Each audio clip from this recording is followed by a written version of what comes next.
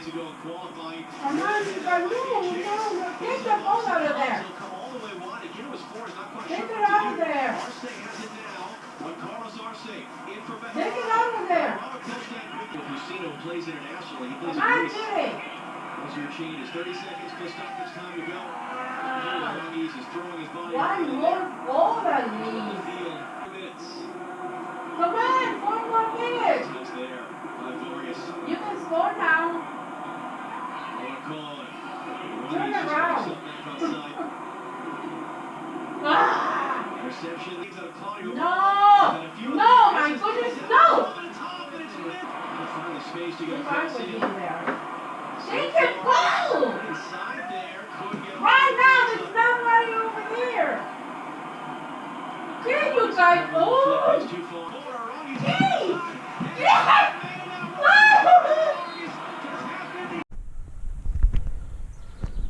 So we got Harley here, aka Harles Narkley. Old man, 12 years old. Come on, Harley. He doesn't get walked too much. He's so excited. So excited.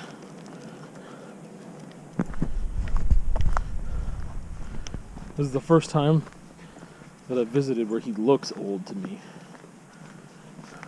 It's getting up there. Old bones here, but he's still excited to get out here. Right, Harley? Show everyone how you can pee.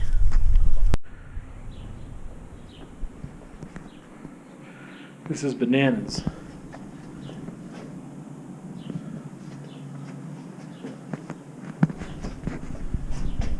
This fire. Our first intervention is this fire in response to the call of sacred fires for the 215 children. Wow. This is really, really peaceful. This is the view from the Gordon Snellgrove Gallery at the U of S. I was going to film my whole little journey of being on campus here. I used to come to campus every time I came to Saskatoon and just walk around, just revisit places, take a walk, and just enjoy the space, whatever. And, yeah.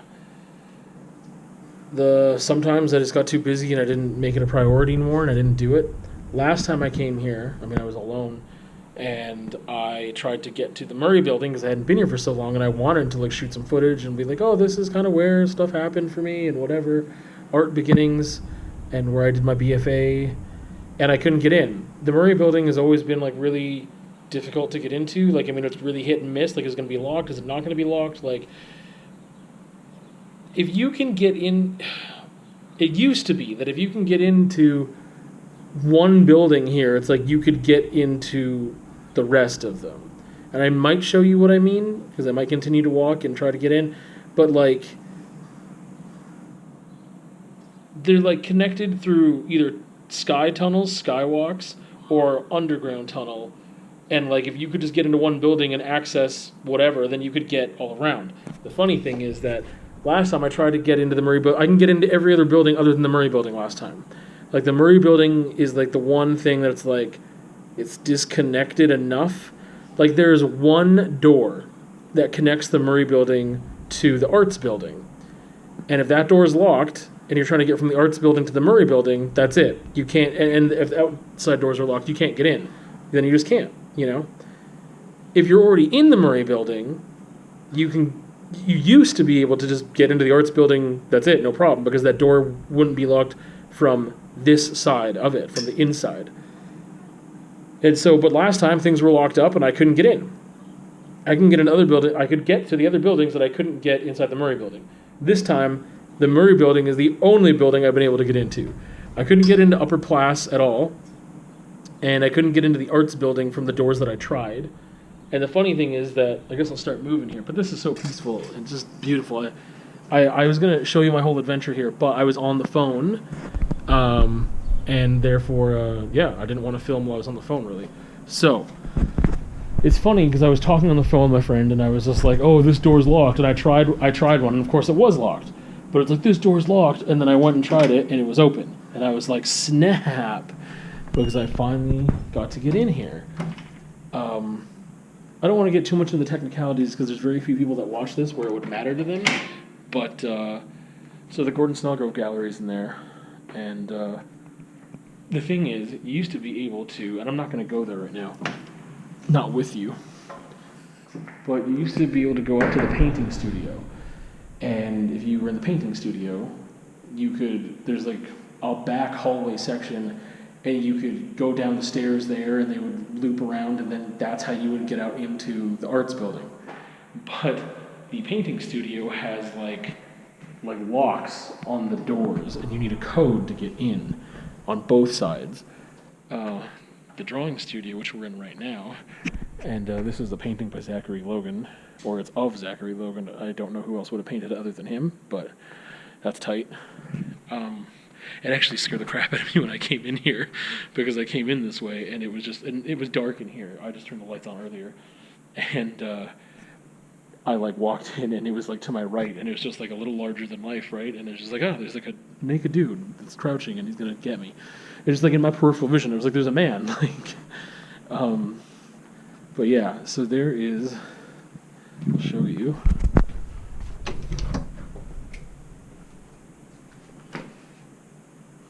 There's one of these bad boys upstairs, in the painting studio on both sides, and I can't get in. Therefore, I can't get to the rest of the other buildings either because they're locked.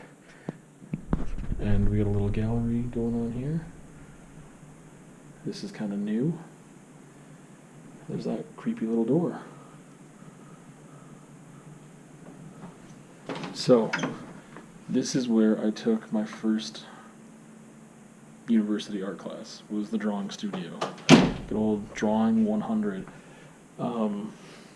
These are the lockers, famous lockers. You got this bad boy.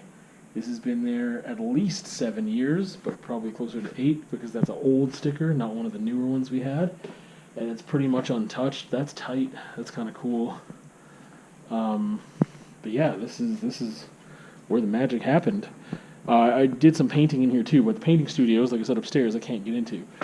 And yeah, but the drawing studio, I took a drawing, 100 level drawing here, and I took my figure drawing here, and one of my painting classes was here as well. One of them was upstairs, but I spent more time in this studio than the studio upstairs. And I mean, I especially did because I had lockers rented here, and before I had a studio space of my own anywhere, I just like had all my personal stuff in there for painting, and would come and paint in here. Like, there were sessions, I mean, all night sessions, you know, like I just painted in here for hours and hours and hours on weekends, weeknights, whatever, when there were no classes. And it's funny because like a lot of this stuff is the same as it was. You know, I got my degree in 2015. No, 2013 is when I finished my BFA. 2015 is when I finished my BEd. So like, a lot of this stuff is the same, and there's some new stuff in here too. But it's, I don't know, it's kind of cool. I'm just like, just reminiscing, just nostalgia. But yeah, this is where I first started taking art classes. Yeah, I decided after making that conversation video that I think I got what I really, I don't know, I felt like I got something out of this visit already. I'm not going to try to get into other parts of the university. Time's running out. I need to get back to my mom's. But I'm glad I got in here. And I do want to talk a little more, so I'm going to as we walk through, walk outside here. That's a big painting. That's a real painting. Yeah, it's weird being here. In a good way. It's a good weird. Ooh. Oh, it's just gorgeous. It's just beautiful. Man, I just I love this place. And I'm sure that a lot of people have a lot of passion and love for their alma mater. But it's beautiful. It's just gorgeous. It really is. yeah, I can't really, I don't know. So through there, maybe you can see like the skywalk that I was talking about. And if you get into one building, you can get into the next and the next and the next. I mean, there's one there too, straight ahead. And some other ones that you can't really see. But, oh, hello. Yeah, being here is kind of weird. I did want to talk about Father's Day stuff. It is Father's Day today, which is weird. Weird. Hold on, let's get a shot of the bowl first.